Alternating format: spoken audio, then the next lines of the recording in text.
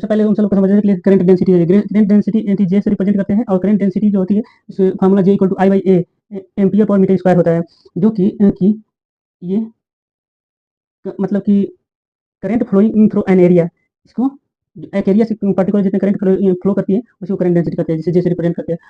और Ohm's law के बारे में देखते हैं। ओम्स लॉ जो होता है, ओम्स जो वैज्ञानिक थे, उन्होंने ओम्स ने अपना लॉ दिया है, ओम्स का लॉ जो दिया है, तो बेसिकली उसको माइक्रोस्कोपिक फॉर्म ऑफ ये J A equal to sigma E, J equal to sigma E, जहाँ जे करंट डेंसिटी है और ये सिग्मा कंडक्टिविटी है और ई इलेक्ट्रिक फील्ड इंटेंसिटी है। इलेक्ट्रिक फील्ड इंटेंसिटी, जो इलेक्ट्रिक फील्ड इंटेंसिटी, यहाँ पे इलेक्ट्रिक फील्ड इंटेंसिटी जितना लगाया जाता है, अगर कोई किसी कंडक्टर के एरिया हम ए लेते हैं और उसका लेंथ ए लेते हैं और उसमें इलेक्ट्रिक फील्ड लगाते हैं, तो इलेक्ट्रिक फील्ड लगाते हैं तो क्या होता है कि उन्होंने बताया कि कांस्टेंट टेम्परेचर पे और उसका कांस्टेंट टेम्परेचर और टेम्परेचर कांस्टेंट हो और उसका प्रेशर भी कांस्टेंट हो, जहाँ पे वो ये प्रयोग कर रहे थे, मतलब कि ये वही काम करेगा जहाँ पे टेम्परेचर कांस्टेंट हो और उसका प्रेशर भी कांस्टेंट हो, तो वो उस कंडक्टर का करंट डेंसिटी, तो कंडक्टर का करंट डेंसिटी डायरेक्टली प्रोपोर्शनल होगा electric field intensity, electric field जो इंटेंसिटी जो उस पर लगाया गया कंडक्टर पे। तो ये ओमिक, ये इसको microscopic form of Ohm's law,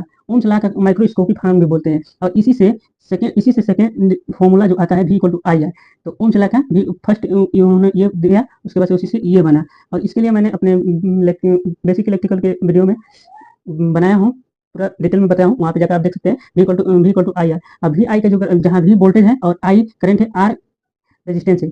और इसका जब हम वी आई ग्राफ देखते हैं तो V I graph ohmics device का वी आई ग्राफ कैसा होता है, V I graph of ohmics law, V I graph of ohmics law देख लेते हैं। यहाँ पे ओम्स लॉ का जो डिवाइस का जो है ओमिक्स लॉ कैसे फॉलो होता है, किस तरह से वो मतलब ग्राफ बनाता है। अगर करंट यहाँ पे ले और वोल्टेज ले करंट रेफरेंस में, तो जैसे जैसे मतलब करंट बढ़ाएंगे, ये फॉर्मूला देखो, जैसे जैसे अगर करंट बढ़ेगा तो आई भी बढ़ेगी, सॉरी जैसे जैसे करंट बढ़ेगा वोल्टेज भी बढ़ेगा, वोल्टेज ड्रॉप भी यहाँ पे बढ़ते जाएगा, वोल्टेज बढ़ाएंगे तो आई भी बढ़ेगा। तो मतलब एक दूसरे पर जो ये डिपेंडेंट है ये होता है। अगर ये इधर भी बढ़ाएंगे तो वोल्टेज भी जैसे जैसे बढ़ाते जाएंगे वैसे वैसे ये बढ़ते जाएगा। तो मतलब कि इसका जो वी आई ग्राफ होगा वो लीनियर होगा। वी आई ग्राफ क्या हो रहा है, वी आई ग्राफ यहाँ पे हमें लीनियर प्राप्त हो रहा है,